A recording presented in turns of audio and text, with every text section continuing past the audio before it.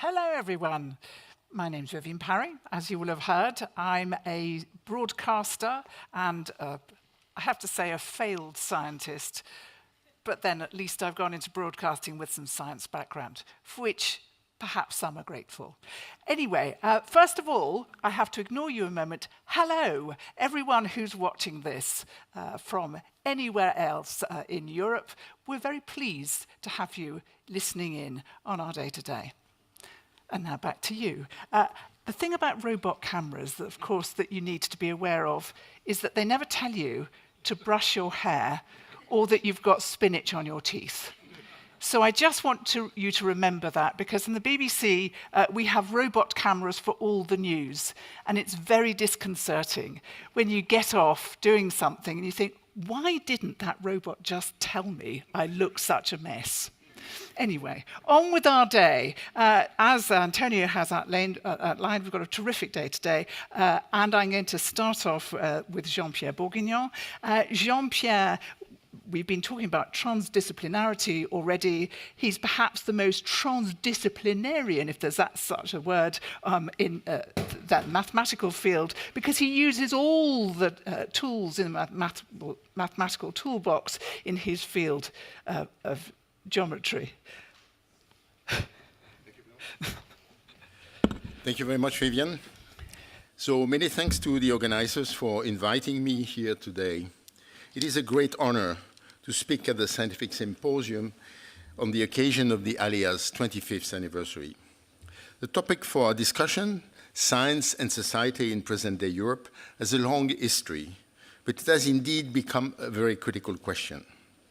The thesis I would like to present to you today is that in this context, scientists have an enhanced role to play as social actors.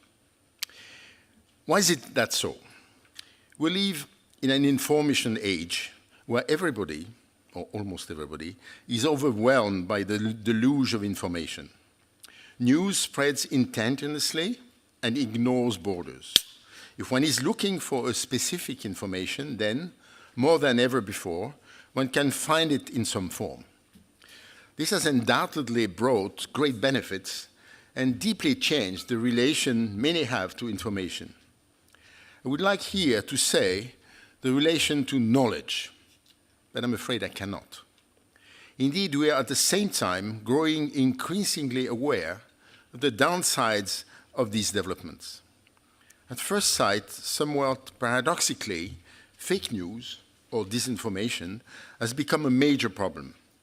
And this issue has reached the point of becoming a threat to the development of an informed society. Simply because, while the widespread use of the internet allows many more people to take part in the exchange, it also offers new possibilities to act to people interested in manipulating the discussion. And the life of these troublemakers is made easier because many of us are unwilling to put in the effort required to get quality information. As scientists, we have been trained to systematically look at any information we are exposed to in a critical way, because we know that a first look is almost always not enough to really get to the deep truth. Do the various education systems in place in Europe prepare the next generation to do that? I doubt it very much. Are we, as scientists, paying enough attention to this key issue? I'm not doubtful. We are not. The growth of fake news and disinformation goes along with an unprecedented rejection of experts in general.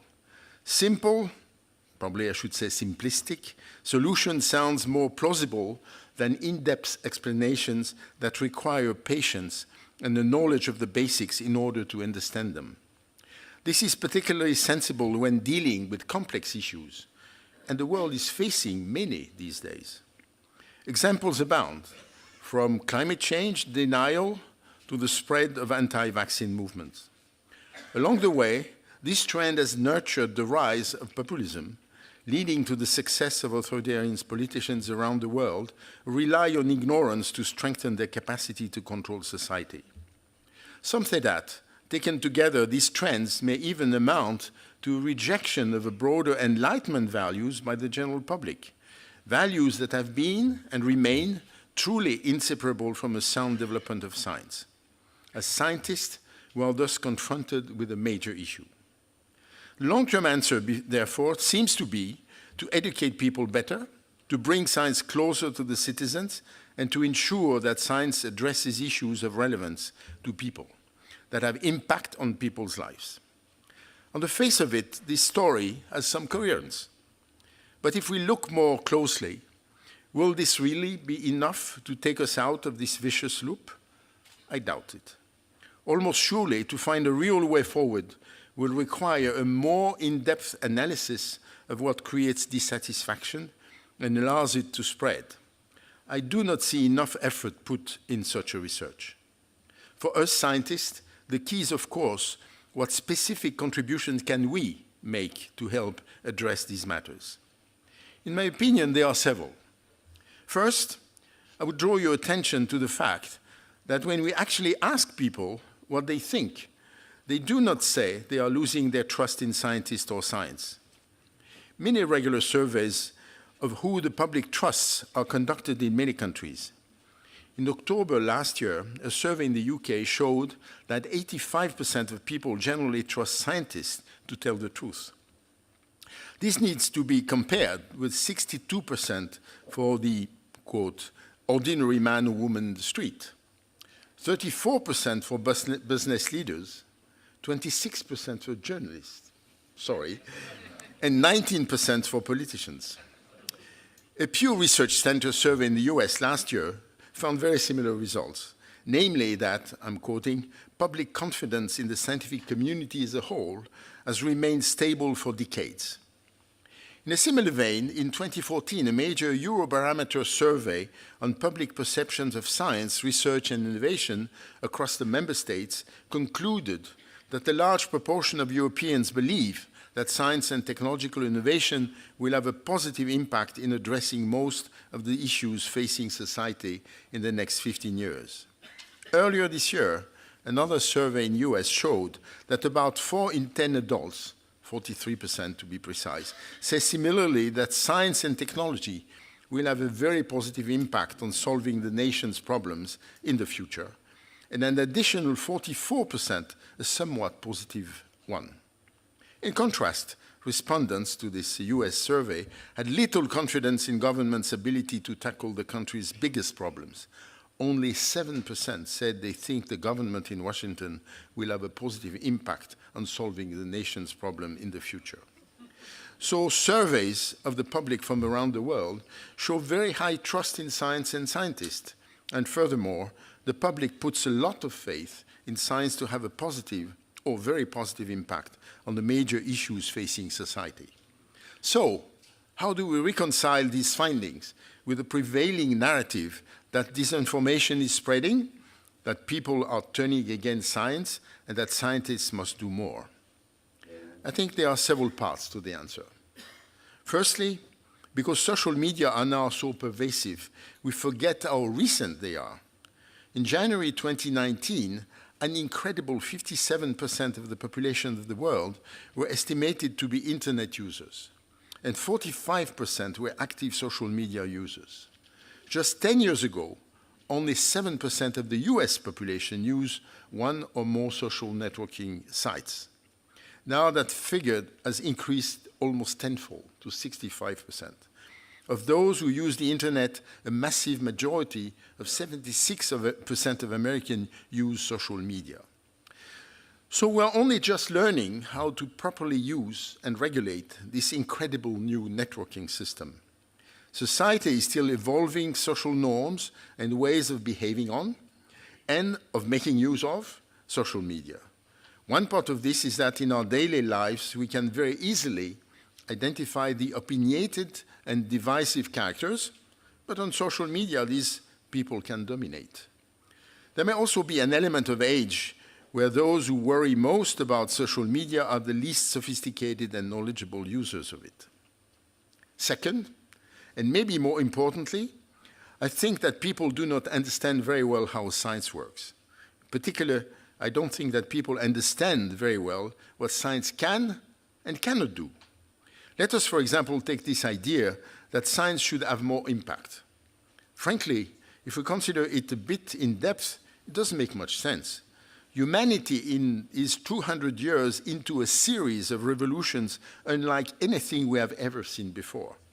We have exploded out of the Malthusian condition in which we have been bound for millennia.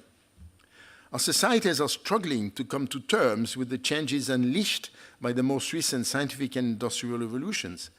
And these changes even appear to be accelerating with the digital revolution, which may even have a broader and deeper impact. Effects are visible all around the world, around us. What could it mean to want more important impact in such a situation? So, when people say they want more impact, it is a substitute for a plea to see their problems solved. And that is, of course, a very different thing. In The Value of Science, written in 1988, the physicist Richard Feynman wrote, I'm quoting, "The first way in which science is of value is familiar to everyone. It is that scientific knowledge enables us to do all kinds of things and to make all kinds of things.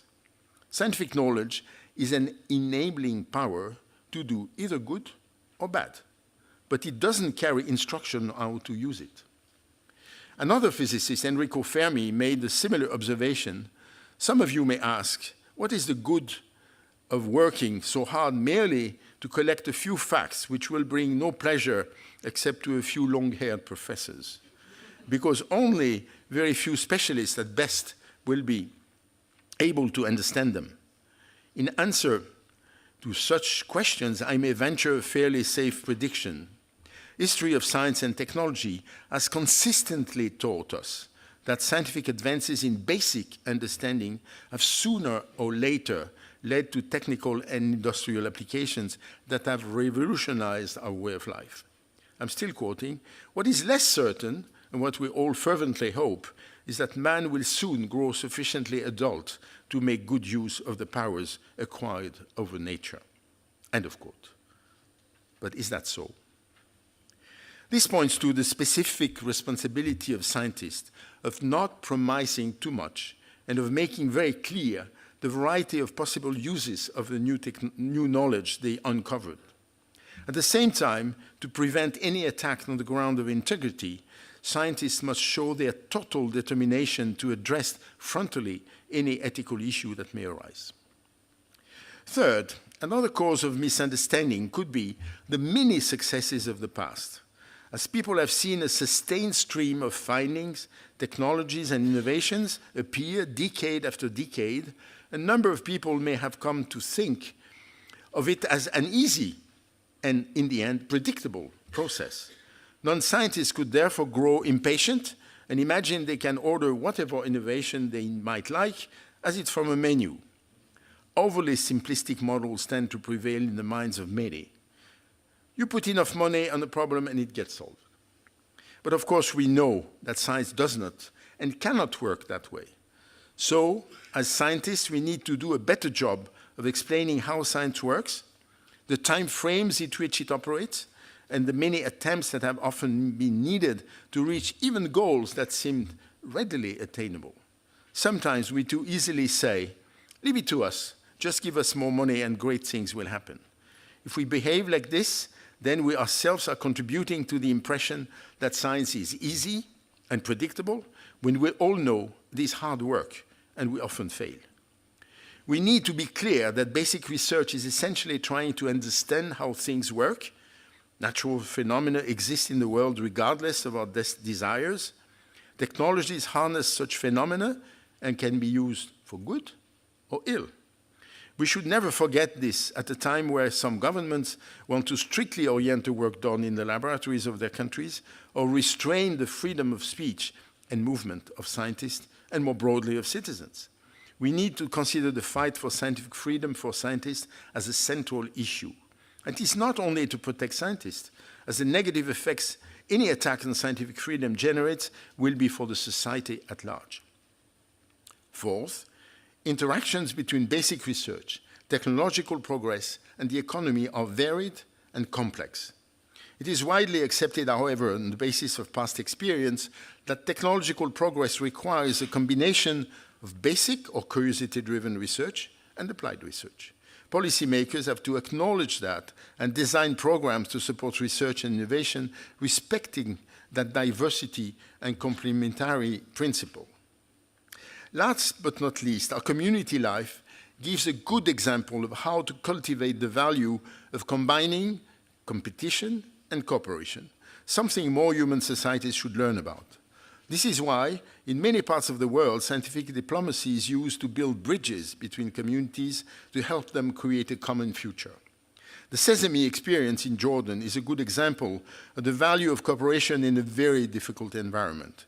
We should contribute to more initiatives like this.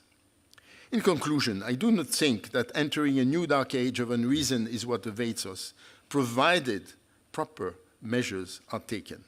We scientists have an obligation to contribute to necessary safeguards to avoid the whole of society falling in such a trap. The new challenge is that all human weaknesses are now there for all to see on social media. Let us help make our human strengths as equally visible and protected. For me, there is no doubt that scientists are crucial social actors in these troubled times, and that they should be up to their considerable responsibility. And our role goes far beyond generating new knowledge, whether it is abstract, concrete, or technological. We also have a key role in explaining how the scientific process works. This starts with ensuring that the scientific method is properly taught in schools and convincing people about the importance of quality education and the high priority it must have. One of the most important messages we must give is to not let people think that we can quickly and reliably solve all the problems society faces by some kind of magic. This is a doubly dangerous idea, because firstly, we would be deceiving ourselves, and secondly, if people think we can, then it will make them less likely to take the hard decisions needed to really solve the problems of society, which will almost surely involve the efforts of many. I thank you for your attention.